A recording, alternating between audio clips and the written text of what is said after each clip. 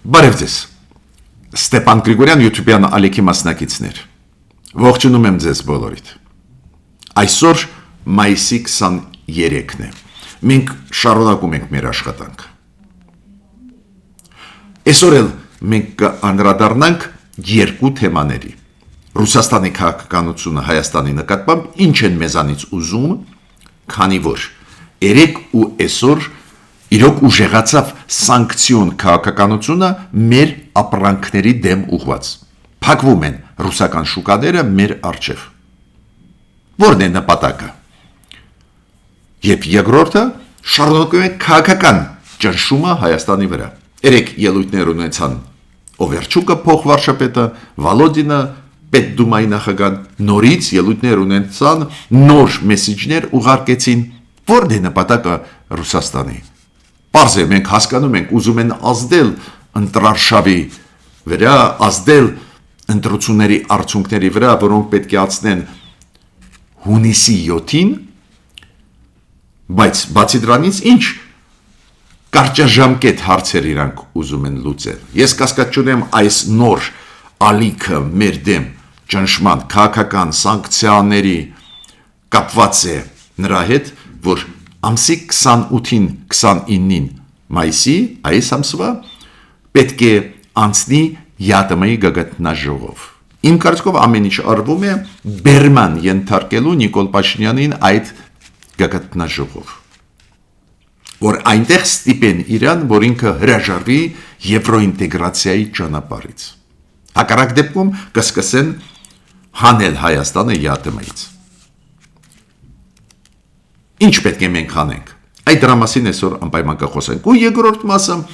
շատ կարևոր, դուք գիտեք ինչ ակտիվ փուլում է ընտրարշավը, ինչ ծանր պայքար է գնում, շատ ենք խոսում մենք դրա մասին այս վերջի երկու շաբաթը, բայց ես ուզում եմ ասել երեկվա ելույթները, գլխավոր խաղացողների, քաղաքապայմանագրի եւ գլխավոր ընդդիմադիր ուժերի, ռուսամետ ընդդիմադիր ուժերի, ուժեղ Հայաստան, Բարգավաճ Հայաստան,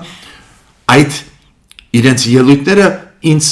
շատ բան հուշեցին։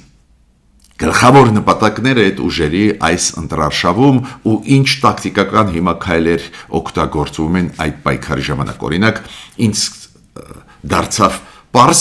ինչ գլխավոր նպատակներ դնում է այս ընտրարշավում Նիկոլ Փաշինյան, բացի դրանից, որ ինքը ուզում է հասնել հաղթանակի։ Սոց հարցումները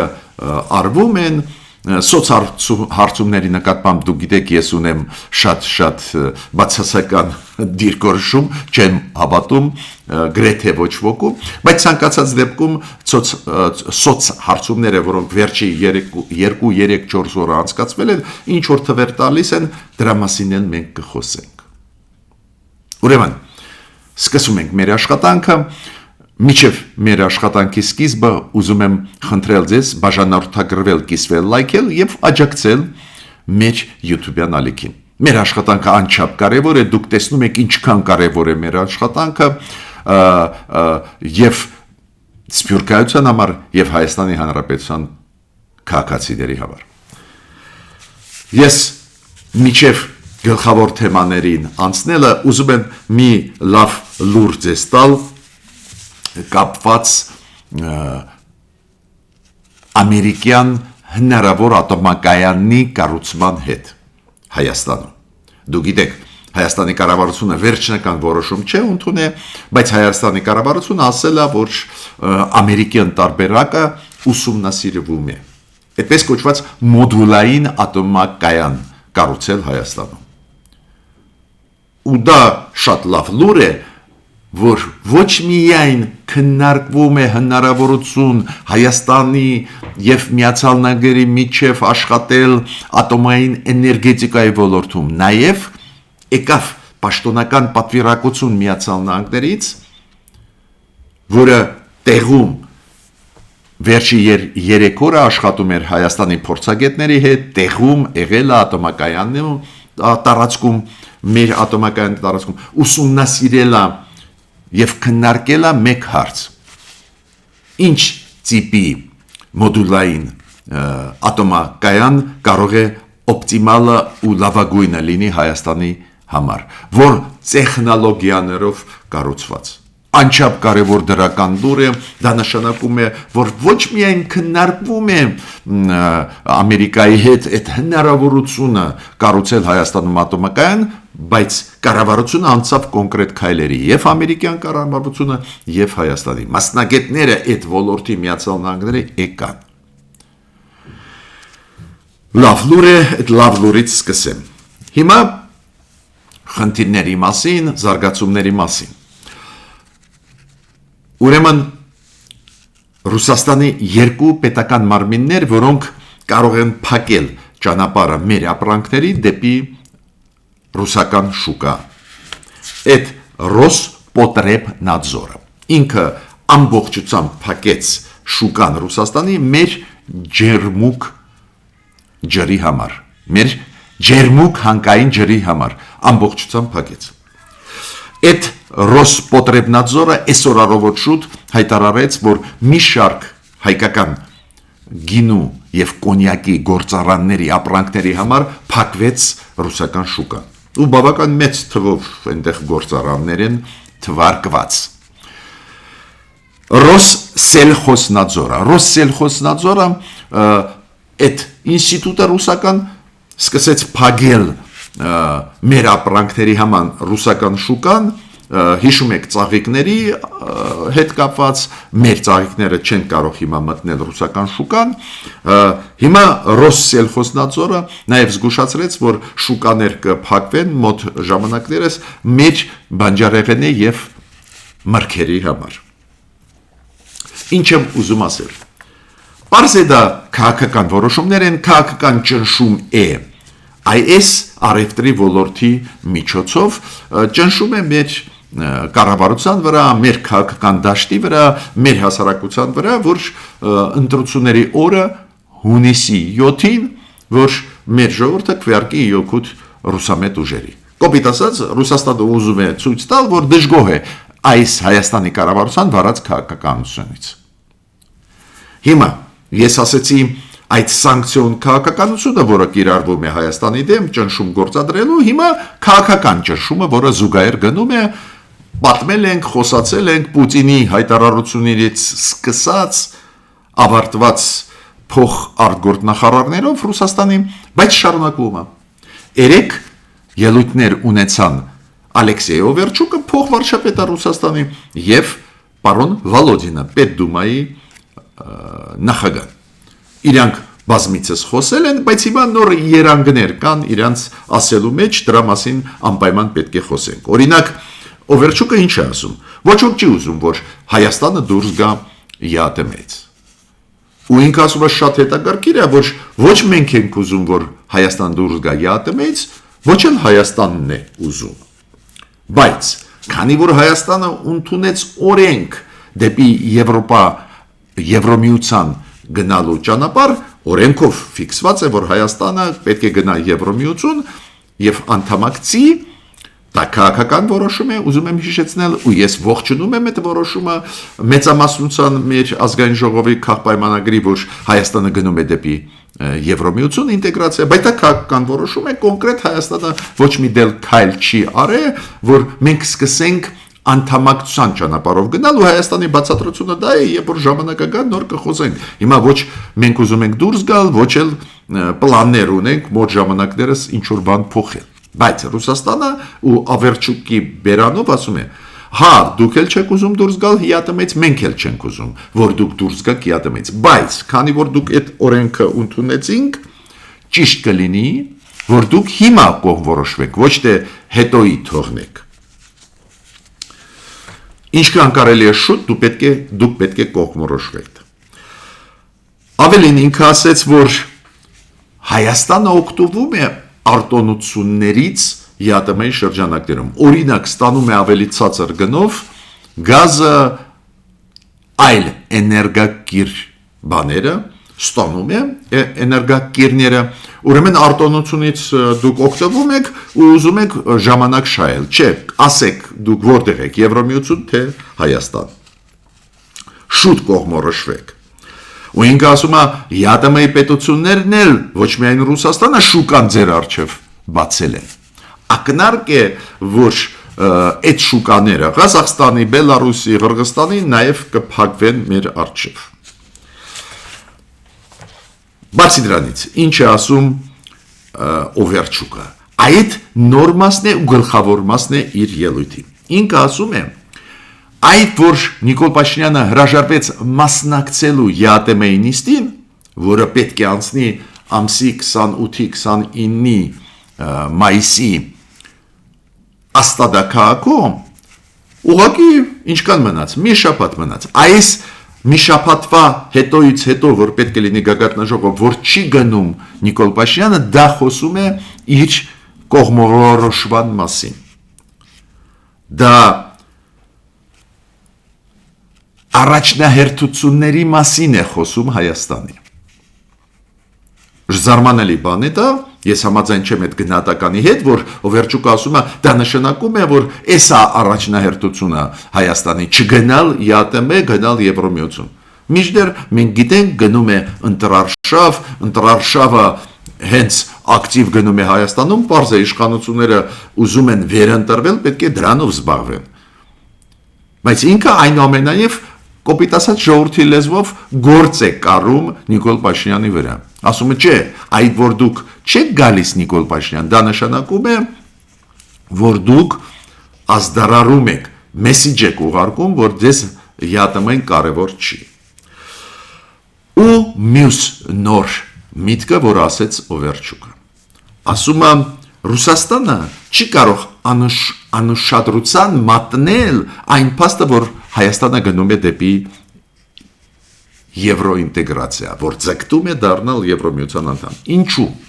Ինքը ասում է, նախկինում Եվրոմիությունը տնտեսական միավորում էր, տնտեսական ինտեգրացիայի դաշինք էր։ Հիմա դա ռազմաքաղաքական դաշինք է։ Ռազմական մասը, ռազմատեխնիկական համագործակցությունը այնտեղ շատ ուժեղացել է։ Ու այդ ռազմաքաղաքական դաշինքը, то есть դաշինք, որը եղել է տնտեսական դառնալով ռազմաքաղաքական ու թշնամական քաղաքականություն վարելով Ռուսաստանի դեմ, մեզ համար սպառնալիք է։ Ու հիմա Հայաստանը դուք ասում եք, դուք գնում եք այդ դաշինք, որը մեզ համար սպառնալիք է։ Գիտեք, ես պետք է ասեմ Օվերչուկին, դադարեցրեք ձեր ագրեսիան Ուկրաինայի դեմ, Եվրոպայի հետ կնորմալանան հարաբերությունները, Եվրոմիությունը կդառնա համագործակցող ձեզ հետ կազմակերպություն, ուրեմն թշնամի չի լինի։ Այսպես լուծեք, այլ ոչ թե ճնշեք Հայաստանի վրա, որը ոչ մի կապ չունի ձեր ստեղծած խնդիրների հետ Եվրոմիության։ Բայց նորությունը, նորից կրկնում եմ, ասացի Օվերչուկի ասացի նորությունը նա է, որ ինքը ասում է Եվրոմիությունը հիմա ռազմաքաղաքական դաշինք է, որը Միացյալ Նահանգները կներեք, Ռուսաստանի դեմ է աշխատում, ռազմաքաղաքական դաշինք աշխատող Ռուսաստանի դեմ, վտանգ Ռուսաստանի թշնամական է, ուրեմն դուք չպետք է Եվրոմիության հետ ինտեգրվեք։ Եթե ինտեգրվում եք, ուրեմն դուրս եկեք ԵԱՏՄ-ից։ Այդ դա նորն է։ Վյաչեսլավ Վոլոդինը Պետդումայի ղեկավարը ինչ ասեց, որ Նիկոլ Փաշինյանը ուզում է մնալով ԵԱՏՄ ֆինանսական օգուտներ ստանա, տնտեսական ֆինանսական օգուտներ։ Ու Հայաստանի բյուջեն ավելանում է այդ ԵԱՏՄ-ի անդամակցության շնորհիվ, բայց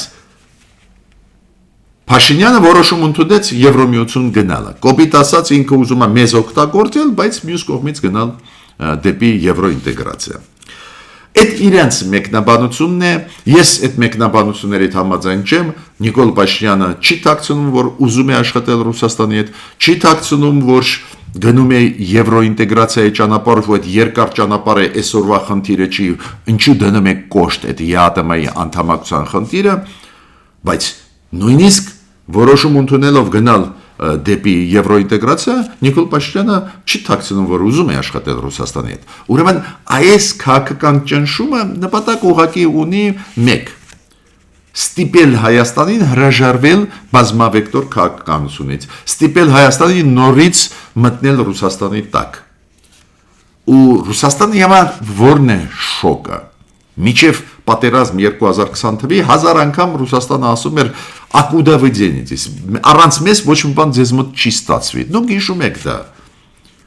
Հիմա պարզվում է, որ առանց Ռուսաստանի Հայաստանը կարող է զարգանալ, Հայաստանը կարող է գործընկերներ ձեռք բերել։ Ուրեմն Ռուսաստանի որոշումը Ղարաբաղի հարցով դավաճանելը մեզ այդ հարցով, հետո երբ որ Հայաստանի վրա հարձակում կար, դավաճանելը ու չաջակցելը մեզ, Ռուսաստանի այդ քաղաքականությունը, որը հիմնված էր այն փաստի վրա, ոչ մի բան էլ չի կարողանալու անել Հայաստանը, ոչ մի տեղ չի փախչի, մենք կարող ենք ամեն ինչ մեր Հայաստանի գլխին անել, իրանք ստիպված մեզ հետ կշարունակեն աշխատել, այդ կոնցեպցիան չաշխատեց։ Հիմա իրանք սխալները մեզ վրա ուզում են բարթել։ Իրանք սխալ արեցին 2020 թվին, սխալ արեցին 2023 թվին, հայ ժողովրդի նկատմամբ լուրջ սխալներ։ Հիմա ուզում են մեր վրա բարթել, ուզում են ասել, չէ, շարունակեք մեզ հետ աշխատել, չնայած որ մենք ձեզ չաջակցեցինք։ Չի ստացվի այս ձևի ճանապարհով, այս ձևի լեզվով խոսել հայ ժողովրդի հետ։ Մեր ժողովուրդը գրագետ ժողովուրդ է։ Ինքը չի ների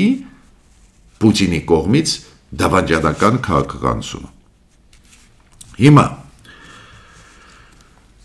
բայց այս ճնշումը, այս վերջի 2 օրվա ճնշումը եւ սանկցիաները մեր ապրանքների դեմ, որ ճանապարհը փակվում է մեր ապրանքների համար Ռուսաստանի շուկայում, ճանապարհները փակվում են եւ այս քաղաքական ճնշումը, որ մեզ ասում են Եվրոմիության ինտեգրացիայից հրաժարվեք, դա տակտիկական կարճաժապկետ բնույթ է կրում։ Դրանով Ռուսաստանը ուզում է ստիպել, որ Նիկոլ Փաշինյանը գնա ԵԱՏՄ-ի գագաթնաժողով ու այնտեղ հրաժարվի եվրոինտեգրացիայից, իրանք հասկանում են, դա ամբողջությամբ կվարկաբեկի իշխանություններին եւ ընտրությունների ժամանակ մեր իշխանությունները լուրջ խնդրեմ կունենան, քանի որ գլխավոր ձայները Նիկոլ Փաշինյանի գալիս են պրո դեմոկրատական տրամադրված մարդկանց կողմից, գլխավոր ձայները գալիս են այն մարդկանց կողմից Նիկոլ Փաշինյանին, ովքեր կողմ են, որ Հայաստանը աշխարհի հետ աշխատի, կողմ են եվրոինտեգրացիայի, կողմ են, որ Հայաստանը բալանսավորվող քաղաքականություն վարի, կողմ են, որ այո, Ռուսաստանը պատժվի, Պուտինը պատժվի, քանի որ Պուտինը դավաճանեց մեզ եւ Ղարաբաղի հայերին։ Ու պարզ է, եթե Նիկոլ Փաշինյանը կտրուկ հիմա փոխի իր մոտեցումները, պարզ է, որ կունենա լուրջ խնդիրներ ընտրությունների ժամանակ։ Իմ կարծիքը նա է, որ շատ ճիշտ են պահում իշխանությունները, չեն ուզում գնալ ԵԱՏՄ-ի նիստին մասնակցել, ճիշտ են ասում, որ ակտուալ չի հարցը մեր Հայաստանի անդամակցությանը ԵԱՏՄ-ում ու Հայաստանը ի պաշտոն է չերել դիմե, այդ ամենի ճիշտ են ասում, բայց ինչ եմ ես առաջարկում մեր կառավարությանը։ Անպայման դու պետք է պատասխանես այս ճնշմանը։ Պատասխանը շատ հասարակ է։ Պետք է դուրս գալ ԵԱՏՄ-ից։ Մի քիչ ավելի ուշ ես կբերեմ փաստեր, որ դա հասկացան նաև ռուսամետ ուժերը։ Պատկերացնում եք, ես այսօր չհավատացի, կներեք, չհավատացի, երբ որ Սամվել Կարապետյանի ուժեղ Հայաստան առաջնորդի տրված պրես-կոնֆերանսի ժամանակ ինքը հարցերին պատասխանում էր լրագրողի, ես չհավատացի ուղղակի, որ ինքը շոշափեց հարցը հապկի հետ կապված ու չբացառեց դուրս գալը հապկից։ Դες ինչ է դա նշանակում։ Նշանակում է, որ ռուսամետ ուժերը Հայաստանում սկսեցին հասկանալ, որ միայն Ռուսաստանի հետ կապել ամեն ինչը կամ հապկի հետ միայն իրենց բացասական հետևանքները ունենում է իրանց ռեյտինգի վրա։ Դա է պատճառը, որ սկսեցին մանևրել։ Օրինակ, նույն Ռոբերտ Քոչարյանը իր ելույթներից մեկում մի քանի օր առաջ, 2 թե 3 օր առաջ ասեց, որ միջնորդները պետք է լինեն Հայաստանի ու Ադրբեջանի միջև, նախկինում ասում են միջնորդը Ռուսաստանն է, հիմա ասում են չէ, միջնորդը կարող են լինել, օրինակ, Ռուսաստանը, Միացյալ Նահանգները, Ֆրանսիան։ Իրանք տեսնում են, որ կապել ամեն ինչ Ռուսաստանի հետ, դա մեր ժողովրդի մոտ շատ բացասական արձագանք է տալիս, մանևրում են։ Ինչ ասեց Գագիկ Ծառուկյանը։ Ինքը ասեց միջնորդների մեջ կարող է լինի նաև Պակիստանը ու ինչ որ փաստարկներ բերեց այս Սամվել Կարապետյանը այս շրջանակներում նաև իր կարծիքը ասեց, որ ՀԱՊԿ-ը, եթե պարզվի, որ ՀԱՊԿ-ը իրոք չի կատարել իր պարտավորությունները, ինչի՞ չէ կարելի է դուրս գալ։ Հա, ուրիշ բան է ինքը ասում է պետք է պարզենք, ինձ համար որպես փորձագետ պարզից է պարզ է, որ ՀԱՊԿ-ը չի ճանաչում մեր տարածքային ամբողջականությունը, պետք է դուրս գանք, բայց այս ռետորաբանությունը այդ երեք ընդդիմադիր ուժերի ռուսամետ ցույց է տալիս, որ իրանք են հասկանում են, որ մեր հասարակությունը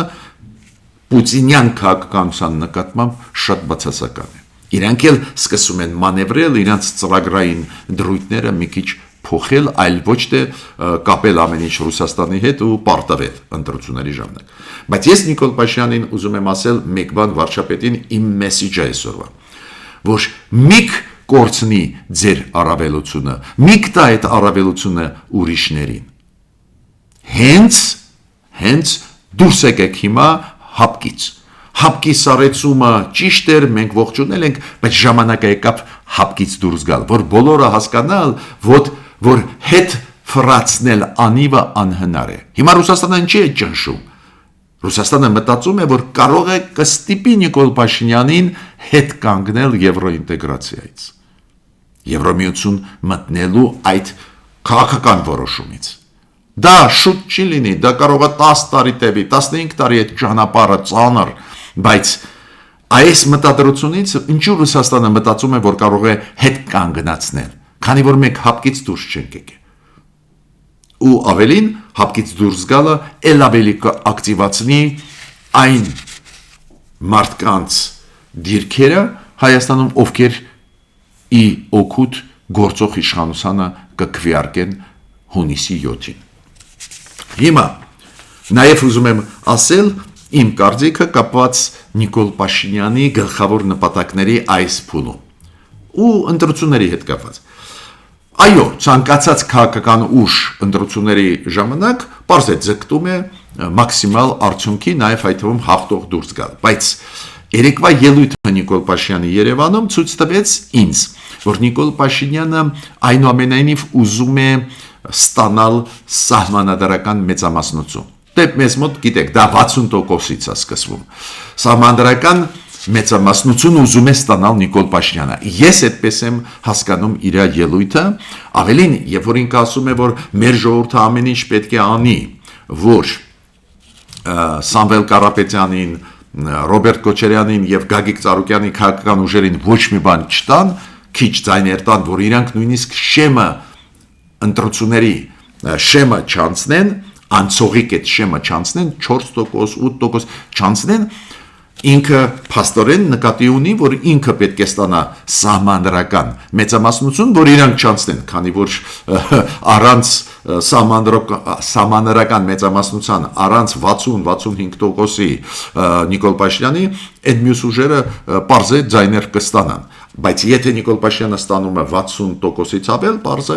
այն ուժերի վրա շատ ավելի քիչ ձայներ կգան ու իրանք իրոք կարող են այդ երեք ուժերից մեկը թե երկուսը չանցնեն այդ շեմը։ Ինքը այդ խնդիրն է իր առջև դնում։ Ռեալությունները դժվար է ասեմ, որն է ընտրության օրը ցույց տա հունիսի 7-ի, բայց նպատակը Նիկոլ Փաշինյանի դա է։ Ու իմ կարծիքով այդ նպատակին կա շանս հասնել, եթե ՀԱՊԿ-ից դուրս գա մեր կառավարությունը միջև ընտրության օրը։ Ու մյուսը, հա, ռետորաբանությունը Նիկոլ Փաշինյանի շատ կոշտ է, առանձին դեպքերում